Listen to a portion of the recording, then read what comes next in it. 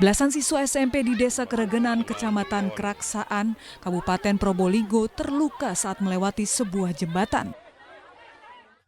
Jembatan ambruk diduga tidak kuat setelah dilewati ratusan siswa. Akibatnya 37 siswa dan 2 guru terjatuh dan 14 terluka. Kejadian ini berawal saat siswa SMPN Pajarakan kelas 7, 8, dan 9 mengikuti kegiatan Jalan Sehat dalam rangka pengenalan lingkungan. Saat rombongan siswa melintasi jembatan desa, jembatan tiba-tiba ambruk. Puluhan siswa pun terjatuh ke sungai. Mengadakan kegiatan Jalan Sehat. Pengenalan lingkungan. Jadi belajar kemudian koordinasi dengan semua guru, ikut juga wali kelas didampingi semua kelas. Akhirnya jalan sana terus sampai jembatan, lewat sudah beberapa rombongan, kemudian sampai rombongan ke keempat itu bersama pendamping itu musibah. Para korban yang terluka kemudian dibawa ke puskesmas terdekat dan kemudian dirujuk ke RSUD Waluyo Kerakasan. Sementara pasca kejadian Satreskrim Polres Probolinggo menggelar olah TKP di lokasi jembatan ambruk tersebut. Polisi juga memastikan kondisi jembatan penghubung dua desa tersebut dan meminta keterangan korban. Belum bisa dipastikan dalam kejadian ini ada unsur pidana atau tidak. Tentu saja kami akan melakukan pemeriksaan terhadap yang pertama saksi dan korban yang ada di TKP. Kemudian juga dari Satreskrim akan melakukan penyelidikan terkait dengan struktur jembatan ini, apakah ada hal-hal yang perlu kita dalami, dan tentunya nanti apabila ditemukan adanya unsur pidana akan kami sampaikan dalam rilis lebih lanjut.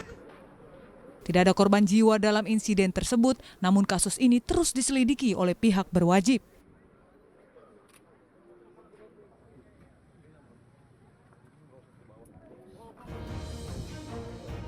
Ya, selamat malam dan apa kabar pemirsa di malam hari ini? Tadi atau informasi tadi juga menjadi pembuka jumpa kita di Anispra malam hari ini. Nanti kami juga akan informasikan atau update terkait dengan perkembangan informasi pasca meninggalnya Ratu Elizabeth II pada Kamis malam pukul 7 waktu setempat. Bersama saya Fani Imanir, Anda menyaksikan iNews Prime selengkapnya.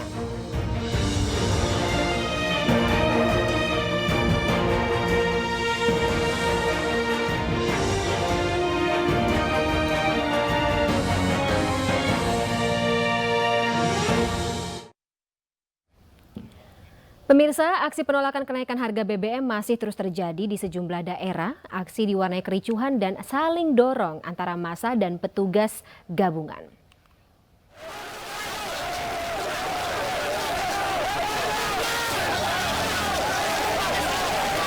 Seorang pengendara mobil menjadi bulan-bulanan ratusan masa aksi pengendara ojek online saat kendaraannya nekat menerobos barisan pengunjuk rasa di depan kantor DPRD Kota Makassar, Sulawesi Selatan.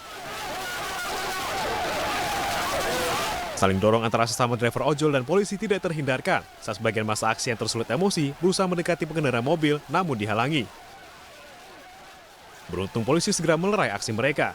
Aksi ini digelar pasca penetapan kenaikan harga bahan bakar minyak bersubsidi.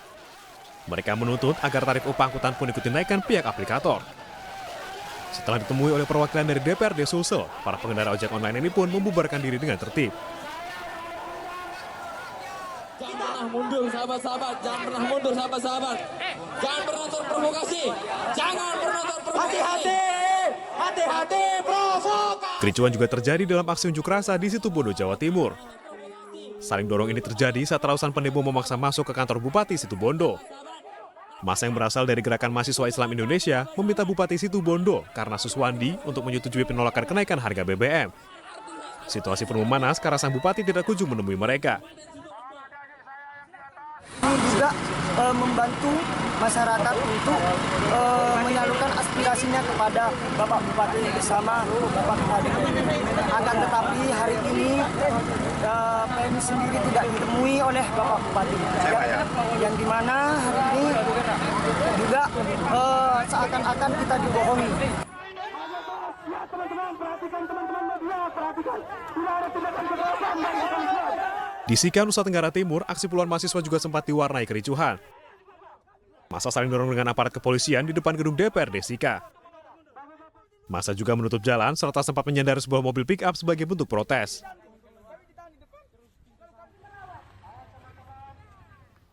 Ya, sementara itu aksi unjuk rasa terjadi di beberapa titik di Jakarta, di antaranya di kawasan Patung Kuda dan depan gedung DPR Republik Indonesia. Mereka menuntut pemerintah untuk membatalkan kenaikan harga bahan bakar minyak.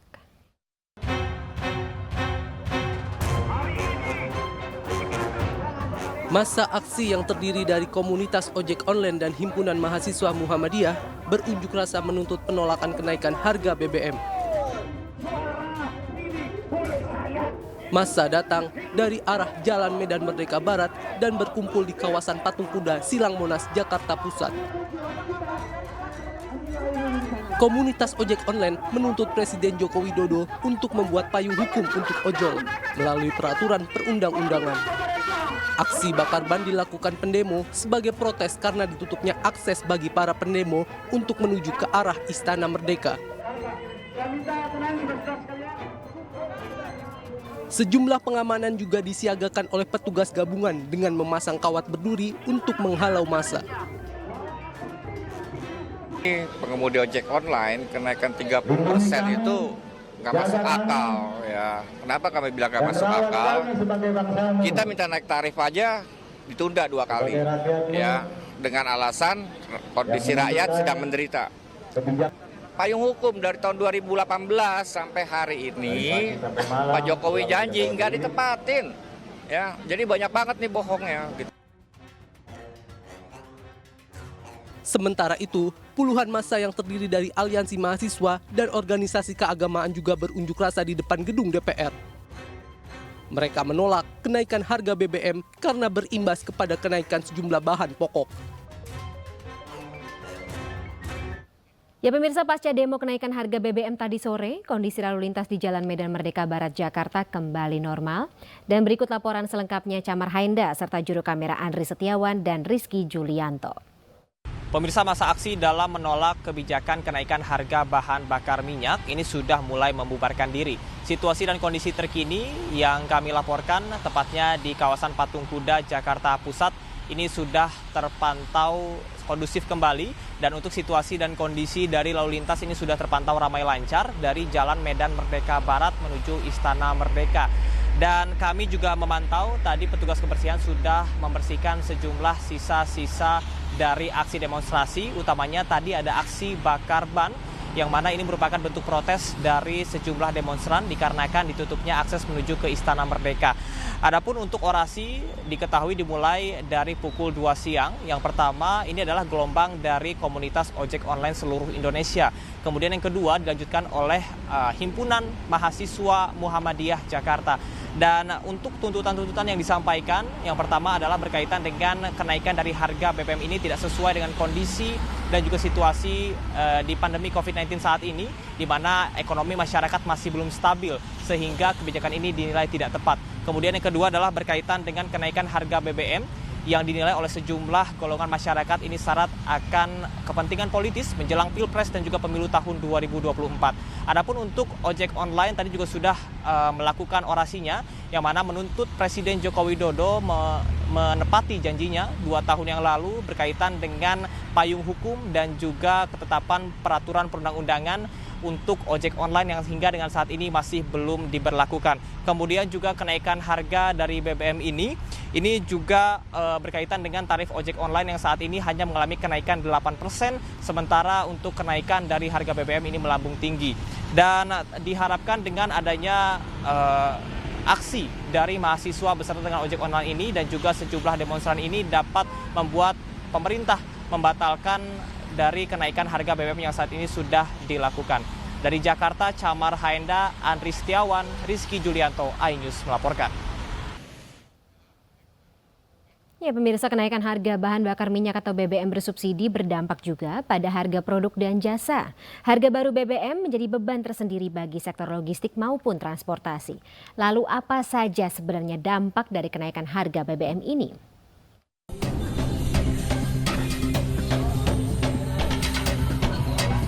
Kenaikan harga bahan bakar minyak BBM bersubsidi berdampak pada harga sejumlah bahan pangan, terutama cabai. Para pedagang mengaku kenaikan harga bahan pangan akibat kenaikan biaya transportasi dan logistik pasca harga BBM naik. Di pasar tradisional Jakarta, harga cabai merah keriting naik Rp35.000 per kilogram menjadi Rp80.000 per kilogram. Selain cabai, harga beras medium naik dari Rp10.830 per kilogram menjadi Rp11.310 per kilogram.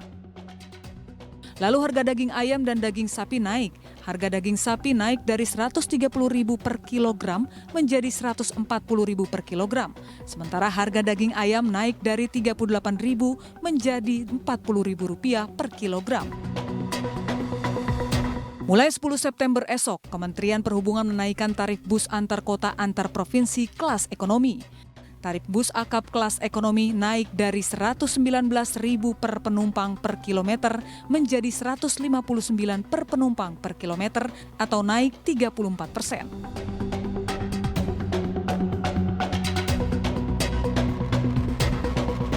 Selain bus antar kota antar provinsi, Kementerian Perhubungan menetapkan tarif baru ojek online. Khusus untuk Jabodetabek, biaya jasa batas bawah sebesar Rp2.550 per kilometer dari sebelumnya Rp2.600 per kilometer. Sementara biaya jasa batas atas sebesar Rp2.800 per kilometer naik dari sebelumnya Rp2.700 per kilometer. Sedangkan biaya jasa minimal dari Rp10.200 naik hingga Rp11.200.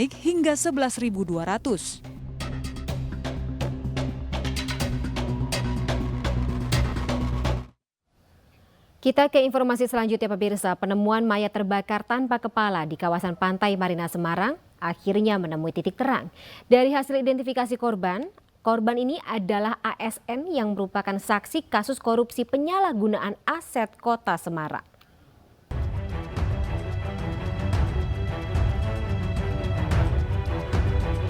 Mayat tanpa kepala yang ditemukan terbakar bersama sepeda motornya di kawasan Pantai Marina Semarang adalah ASN Pemkot Semarang yang dilaporkan hilang sejak 24 Agustus lalu.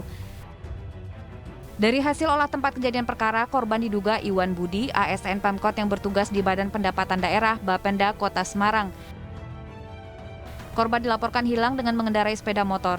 Selain ditemukan papan nama, barang bukti sepeda motor yang sama juga ditemukan di lokasi penemuan mayat. Saudara Iwan Budi yang dilaporkan hilang tertanggal 24 Agustus 2022, kurang lebih 14 hari yang lalu. Kondisi kendaraan maupun orang terbakar 100%. Tapi dari penyelidikan kasat mata itu dari TKP tadi malam sudah kami laporkan kepada Direktur Kriminal Umum bahwa yang terbakar itu bagian leher ke bawah. Kemudian kepalanya tidak ditemukan di TKP ini. Iwan adalah salah satu saksi kasus korupsi dugaan penyalahgunaan aset di Badan Pengelola Keuangan dan Aset Daerah Kota Semarang. Seharusnya Iwan memenuhi panggilan Subdit Tipikor Polda Jateng 25 Agustus lalu. Dan untuk mengetahui perkembangan penyelidikan kasus penemuan jenazah ASN yang terbakar di Semarang, kita telah bergabung bersama dengan Kombes Pol Irwan Anwar selaku Kapolrestabes Semarang. Selamat malam Pak Kombes Irwan. Ya, selamat malam Mbak Fani. Selamat malam para pemirsa seluruh Indonesia. Ya, Pak Irwan, apakah sudah ada katakanlah perkembangan dari hasil penyelidikan terkini terkait dengan penemuan jenazah ASN Pemkot Semarang tersebut? Ya, baik. Mungkin pada kesempatan ini yang dapat saya jelaskan bahwa memang pada tanggal 26 yang lalu, 26 September maksud kami, Polrestabes menerima laporan adanya orang yang hilang atau tidak kembali ke rumah. Jadi dari pelaporan itu diketahui bahwa korban atas nama Iwan Budi Paulus itu meninggalkan rumah menuju tempat kerja pada hari Rabu tanggal 24 Agustus 2022. Namun sampai dengan hari ini itu tidak kembali atau setidak-tidaknya sampai dengan laporan dari keluarga mereka diajukan ke Polrestabes. Dan kemudian kemarin malam, tepatnya tanggal 8 September 2022, 14 hari setelah yang bersangkutan meninggalkan rumah, kita menerima informasi dari warga adanya kerangka motor yang terbakar di pesisir Pantai Marina di kawasan PT Family di Semarang. Di situ dilaporkan bahwa ada kerangka motor yang terbakar. Nah, setelah dilakukan penyelidikan, ternyata di TKP bukan hanya kerangka motor yang terbakar, tetapi di situ juga jadi ditemukan satu jenazah manusia yang juga ikut terbakar. Tanpa kepala, betul Pak? Ya, tanpa kepala. Cuman ini kan kawasan pinggir laut. Kemudian menurut informasi dari warga sekitar yang biasa melintas di daerah tersebut, di daerah ini masih banyak binatang liar. Nah, apakah ini kepalanya terbawa atau termakan oleh binatang liar, misalnya anjing liar atau apa, itu masih dalam tahap penyelidikan kami. Dan juga Upaya belum terjawab kami ya terkait tadi dengan pagi, bagaimana yang membuat atau apa yang membuat motor terbakar tersebut juga masih dalam tahap penyelidikan seperti itu ya Pak ya? Ya, betul. Baik. Jadi apakah yang bersangkutan adalah Iwan Budi Paulus yang dilaporkan, itu sedang dalam proses Autopsi. penanganan secara ilmiah. Baik, Pak. Tadi pagi kita sudah berupaya untuk menghubungi keluarga dan menghadirkan keluarga korban untuk dilakukan tes DNA. Untuk Demikian, postmortem dan antemortem memastikan seperti bahwa itu. apakah betul yang bersangkutan adalah Iwan Budi yang dilaporkan hilang itu. Nah, Pak, kalau kita tidak bisa memprediksi atau katakanlah menebak-nebak, tapi memang secara logika akan ada hubungannya jika benar jenazah yang ditemukan ini adalah yang bersangkutan tadi ASN Pemkot Semarang, Iwan, ya seperti itu ya Pak ya. Jika memang betul, apakah ini ada hubungannya dengan kasus korupsi yang sedang melanda Pemkot Semarang yang kita tahu korban ini merupakan saksi dari persidangan atau saksi dari kasus tersebut? Jadi begini. Terkait dengan penemuan jenazah yang terbakar ini, memang ada indikasi mengarah kepada atas nama Iwan. Mengapa? Yang pertama, Iwan dilaporkan pergi dari rumah menggunakan kendaraan roda 2, plat merah, kendaraan dinas H9799 AE. Itu adalah kendaraan yang ditemukan di TKP. Itu yang pertama. Kemudian yang kedua, dari TKP juga kita menemukan sisa bakaran itu, misalnya papan nama itu ditemukan ada atas nama Iwan. Masih tersisa sebagian yang bisa terbaca. Jadi tapi untuk memastikan kita sedang menunggu hasil pemeriksaan DNA. Kita juga sedang menunggu hasil pemeriksaan dari kedokteran forensik. Apakah mayat ini dibakar dulu baru meninggal atau masih menunggu proses autopsi atau tergantung hasil hidup, autopsi ya Pak ya? Masih hidup waktu dibakar, ya. Baik. Untuk memastikan 2 poin itu, dibakar masih hidup ketika dibakar atau sudah mati. Itu nanti akan 1 poin yang akan kita dapatkan dari hasil pemeriksaan dari laboratorium forensik. Baik, Pak, tapi untuk pengusutan kasus korupsinya sendiri kan sampai dengan saat ini masih berjalan, Pak. Apakah sudah ada laporan hilangnya yang bersangkutan ini, apakah mengganggu proses penyelidikan tersebut, kasus korupsi yang dimaksud? Secara teknis, kasus penanganan tindak pidana korupsi yang melibatkan Iwan sebagai saksi itu ditangani oleh Subdit Tindak Pidana Korupsi Direktorat Kriminal Khusus Polda Jawa Tengah. Nah, ini masih bergulir proses pemeriksaannya. Sebenarnya undangan di tanggal 25 itu H-1 sebelum yang bersangkutan meninggalkan rumah dan dinyatakan hilang, itu seharusnya Iwan hadir untuk memberikan klarifikasi sesuai dengan undangan dari penyidik. Tetapi sejauh ini dari hasil koordinasi kami dengan penyidik bahwa selama ini ketika proses interogasi dan wawancara yang bersangkutan akomodatif. Bahkan penentuan tanggal untuk hadir di kriminal khusus di Direktorat Tindak Pidana Korupsi tanggal 25 hari Kamis itu juga atas permintaan dari Iwan untuk memberikan keterangan secara tertulis di depan penyidik. Baik, Ya, Pak. Kami demikian, masih Mbak. menunggu seperti itu ya Bapak ya, mengawal dari kasus penyelidikan ini sekaligus kasus korupsi yang sedang ditangani ya. Terima kasih Pak Kombes Pol atas waktunya bersama kami malam hari ini. Salam sehat selalu Pak. Sampai jumpa. Pemirsa, polisi masih mendalami tes lie detektor Sambo dan tidak diumumkan demi kepentingan penyidikan. Informasinya saat lagi kami hadirkan.